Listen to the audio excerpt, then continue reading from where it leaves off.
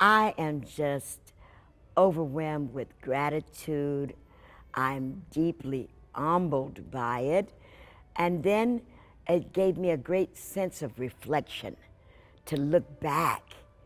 And because so many artists, uh, for, for many years, a lot of times when we're recognized, we've already demised, we're out, and then everybody is making a hoopla.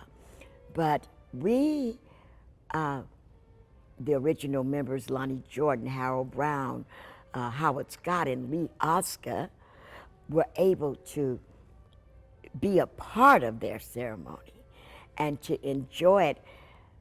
And me, it's just like all gravy for me because when they added me in 1979, it was in celebration of their second decade of recording. So they had all these big, wonderful hits that had taken the world by storm. And the only thing they had not done was put a girl in the band. So I was a gift to the band for that second decade of recording, and I am on the music band series of albums. That's that celebratorial series of albums, War, the music band. And there are 5 albums, I think, in that series, and you'll find me on them. So the honor of them allowing me not only to record and tour with them, they gave me a worldwide platform to do my music. And nowhere in the world have I been, and I've been many places and want to go many more places that I have shared. Hey, I'm the girl from War. Everybody knows War. Why can't we be friends? The world is a ghetto. Cisco Kid, Lowrider. Those songs are what we call standards now. You know, they're standard tunes in each genre. And we have standards. You know you're a standard when people cover your tune, when the youngsters are sampling and looping in the hip-hop era. We're still there, prevalent. The Shaggy has used us. I can't name all of the artists that have covered or used out, but I'm telling you, from pop to hip-hop, War has put up tapestry for the world to live by. I met War in 1974. My brother, God rest his soul, was a designer of African wear. Papa D wore dashikis, and he wanted to get a dashiki on Papa D. And he said, Tweed, I was already performing. I was working with a group called Wild Honey at the time. And he said, Tweed, you know all these radio people, you got to get us in there. War was performing at the Hofheinz Pavilion. I'm like, oh yeah, come on, I got you, you know. Didn't know anybody. But with a little bit of determination and finesse, my life has been able to survive with that. So what I did, I went in, the guy that was merchandise, I went to him. He was the first War staff member that I saw. And he was in merchandising. I did not know that he was Harold Brown's brother. I went to him and I said, my name is Tweed Smith. I told him why we were there. We would like to meet Papa D. We have a dashiki that has been designed especially for him, and it would be our honor to meet. He said, sure, I'll get Papa D for you. Stand right there. And he did, and when he gave us Papa D, the whole band, you know, I got a chance to meet all the fellas. And not only did I get a chance to meet them, they were playing in Louisiana when they left, and I went on to Louisiana. But that was the type of relationship we maintained, the rapport we maintained throughout the years.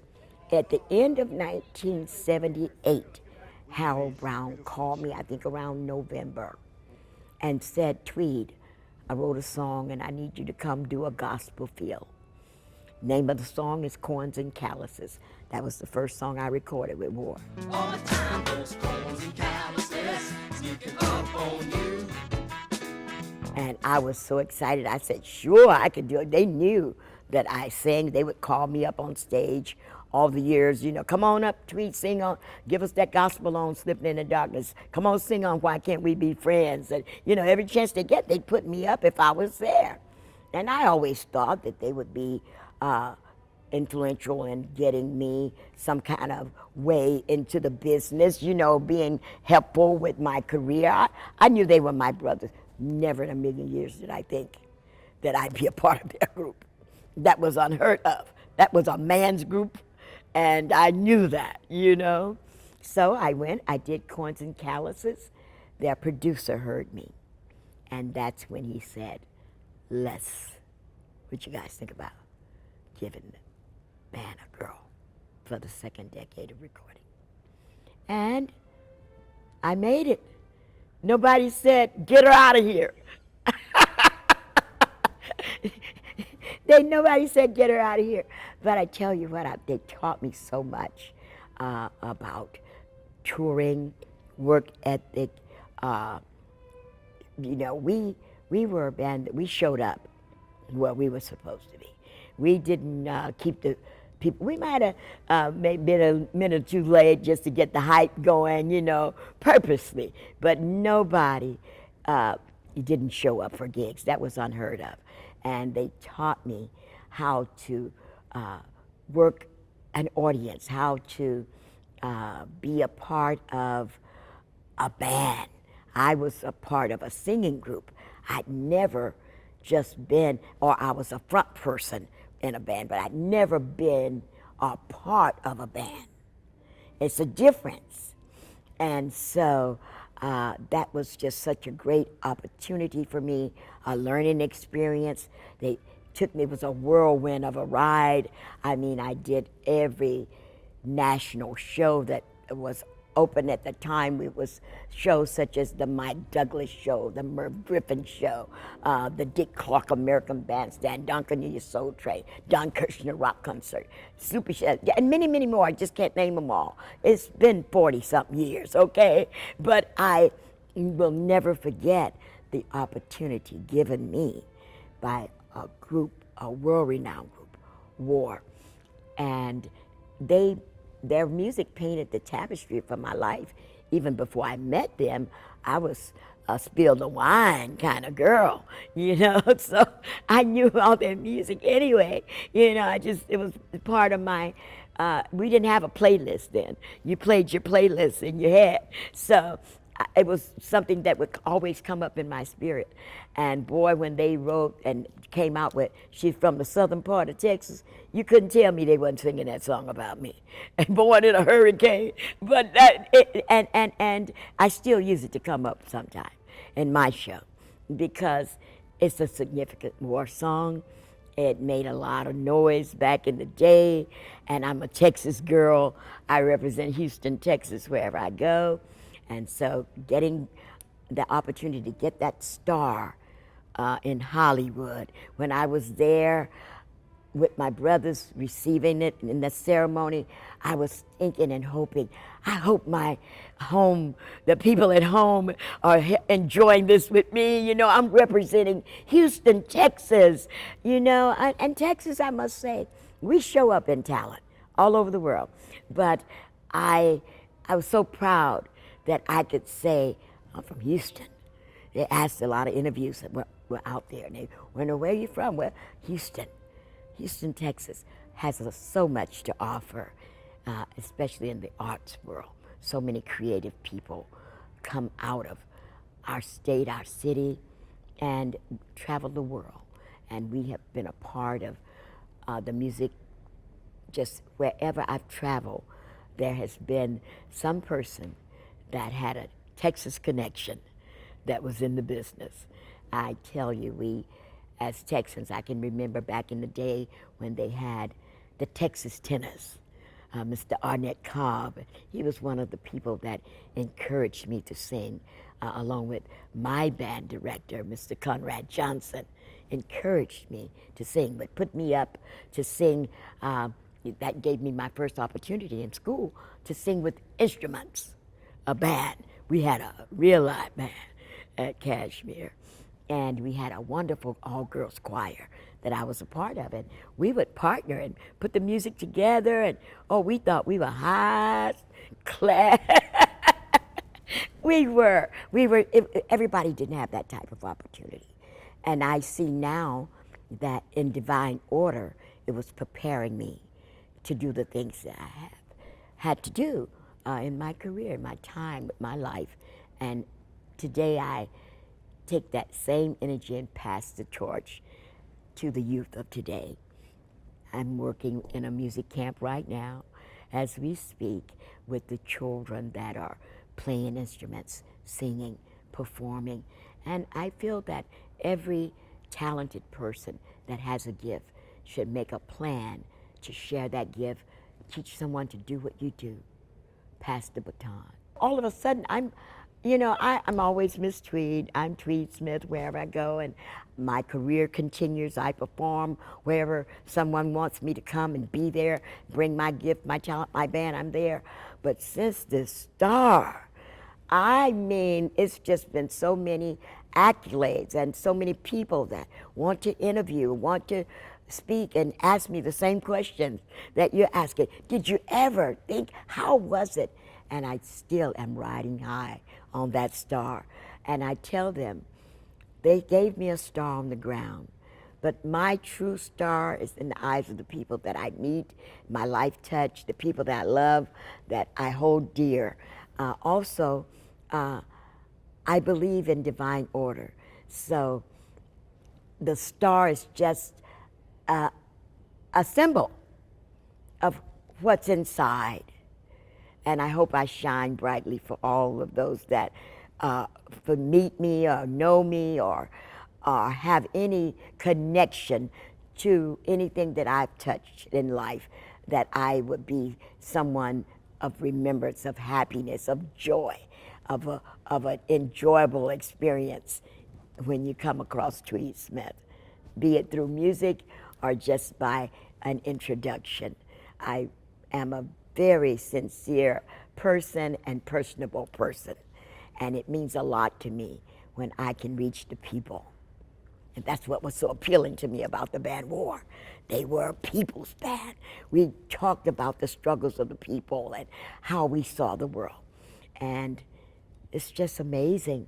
It is truly amazing that I, after 1979, this is 2025, after all these years, I get a chance to enjoy an acknowledgement. I mean, a big one, the Hollywood Walk of Fame. That's a biggie. Now, I'm sitting here and I'm basking in all of this, but any minute now I may just pass out because I can't believe it. I'm still pinching myself that this has happened for me in my lifetime. And surely it's for all my loved ones also. Let me tell you, my brother Howard Scott leaves me out of nothing. He called me, said, Smith, pack your bags, you're going to Hollywood. I say, really, brother? I say, what we doing? Because, we do sometimes collaborate and do things. We make music together, we record together. So he said, no. He said, you getting a star on the Hollywood Walk of Fame. I said, what? He said, War's getting a star on the Hollywood Walk of Fame. He said, you are part of that group, aren't you still, War? I said, yes, sir. Yes, sir, I am. I'll be there. I'm going to tell you what really set me back. When they sent the lowrider cars out for us, for the band, it took me so far back to, I think it was the year of 1980. It was just caught up because it was War had released a song called Cinco de Mayo.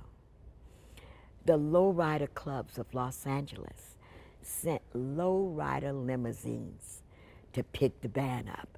That was my first time ever seeing such an automobile crafted in such a way. You see, I'm tearing up now to think about it and reflect. I've always been musical. I can remember in kindergarten, I was fortunate enough to, back in the day,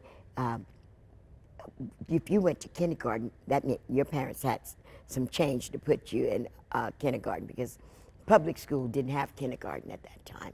At least we were at my school in my area. So I was in a church kindergarten. Kindergarten was a church. And of course, she had a choir. I remember my kindergarten teacher, Miss Thompson. And I loved to sing from, my mother say, from my birth.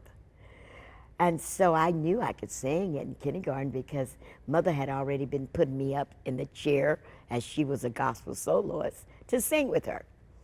So when Miss Thomas had us singing, I just sung everything. She said, wait, I'm going to make you the director because you're singing everybody's part.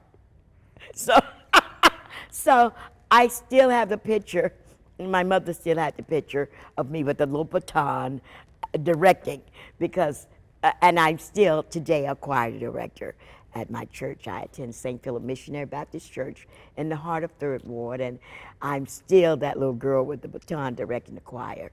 I'm with the Community Music Center of Houston. I'm still directing the choir. So I think I was prepared for this without knowing this would come.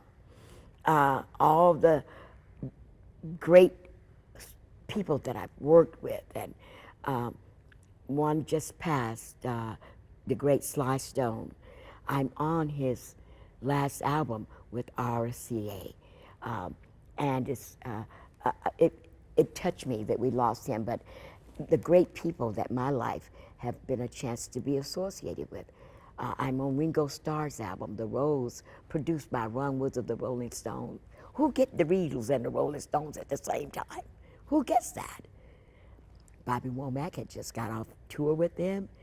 He said, Tweed, the Rolling Stones and the Beatles are looking for you. All right, looking for me? Boy, you crazy. He says, they're doing, Ron is producing Ringo's album. They're doing a song, and I want you to go over there. They want gospel always got me in. He was doing Brandy. You know the tone. I really miss you, Brandy. When are you coming back home? I kinda miss you, Brandy. I'm so all alone. Ringo was doing that song on this album, The Rose. And they wanted me to sing along. They record, you know, so I got the Rolling Stone, the Beatles, and I was just overwhelmed. I told them how excited I was to meet them, and I told him, Ringo, I said, I was in the 7th grade when you guys came to America, and I was so excited, but I'd never seen any long hair white boys shaking their hair and yeah, I love you. And I said, I just thought it was hilarious. He said, yeah, we laughed. We found ourselves hilarious. I said, but you guys laughed all the way to the bank.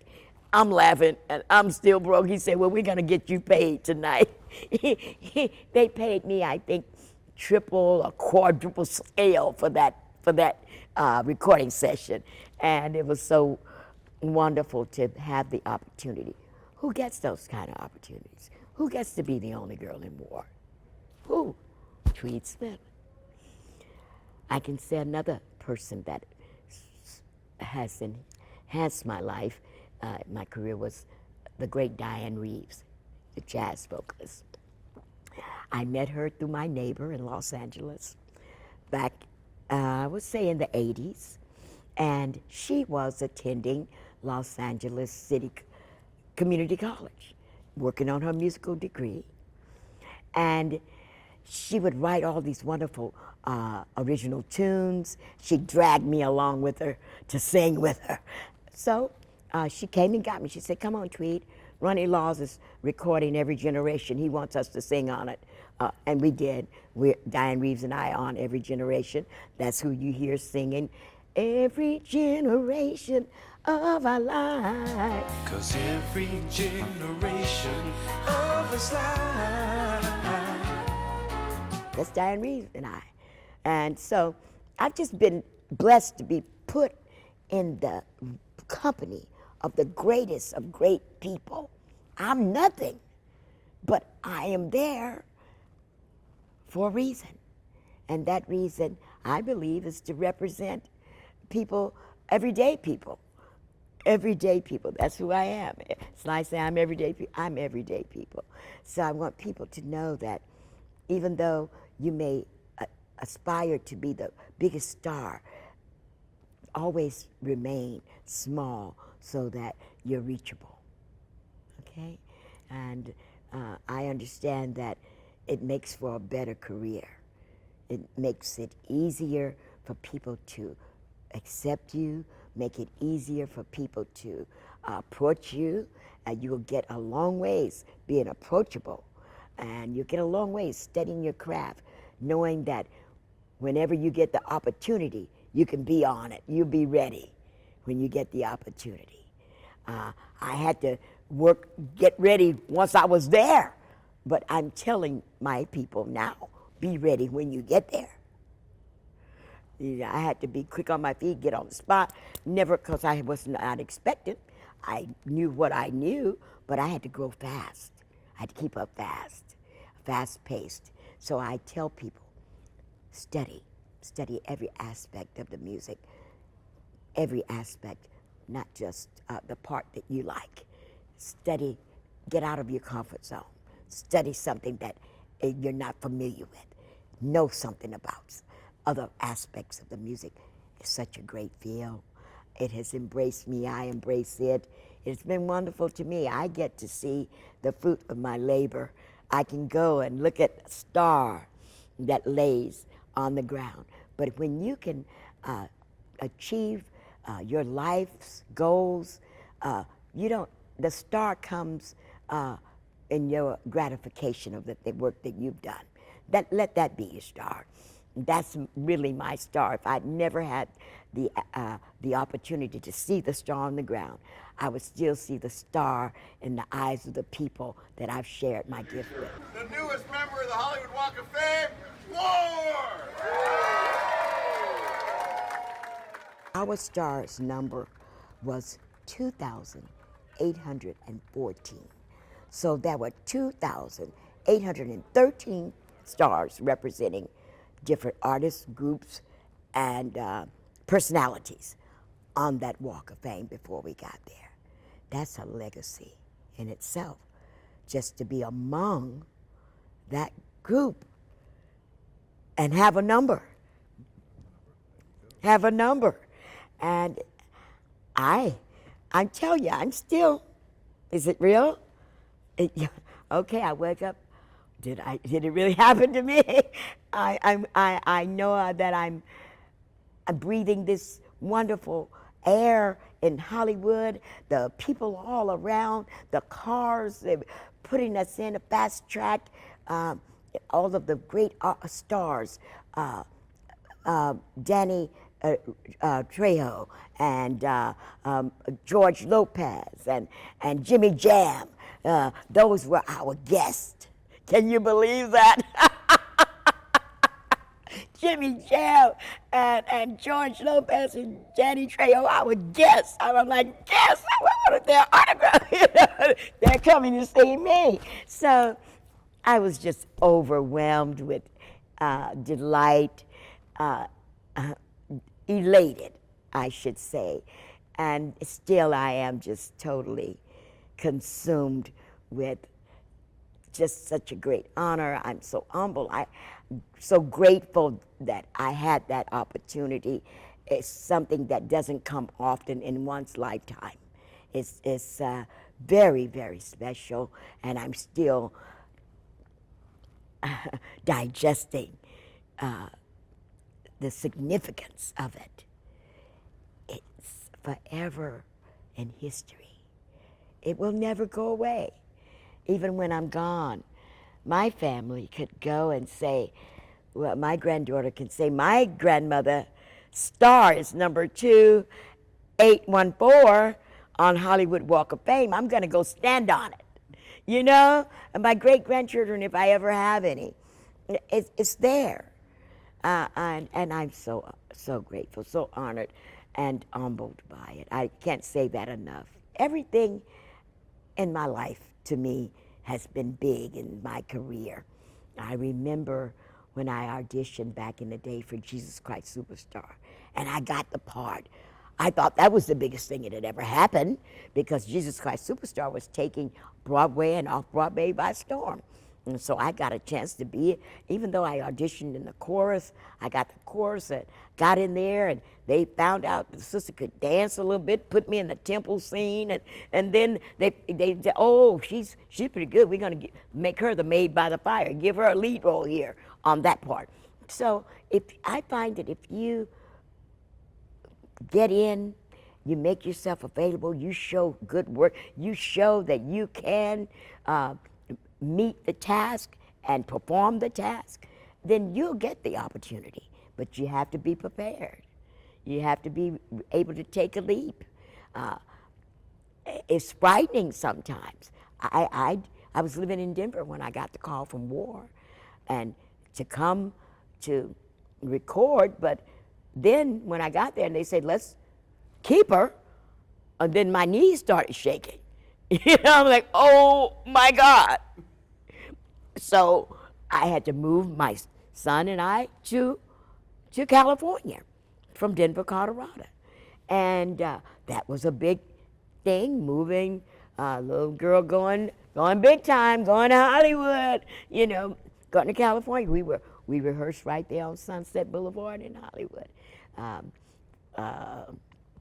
So I was taken up into that limelight, and I had to come on with it, or I would have been left behind. I would have been left behind. And I think of all the wonderful performances and all of the great press and the Billboard cover of the magazines and the Cashbox covers and all of the press is coming back again. So I'm just still basking in the moment. I'm going to be up on this cloud for a while. You're here with me today to hear how it has affected me, and does it change my life? Yes, it does. It does change my life, because now I'm even more determined to make my people, when I say my people, proud. I mean the people of my city, the people, my loved ones, my family, to make the people proud, to have a representative from Fifth Ward, Texas, Houston, Texas, out of Kashmere High School, Texas Southern University, to be proud of me, that they fed into me, that everybody, this is for you. You nurtured me to become who I am. I didn't do this by myself. You gave me opportunities. Dr. Howard Harris gave me an opportunity to sing with Texas Southern Jazz Ensemble back in the early 70s, 71 or 2. And he had confidence in me. That was a great thing. That's what I'm saying, that type of thing. So it makes me responsible for someone else, because someone else was responsible for me.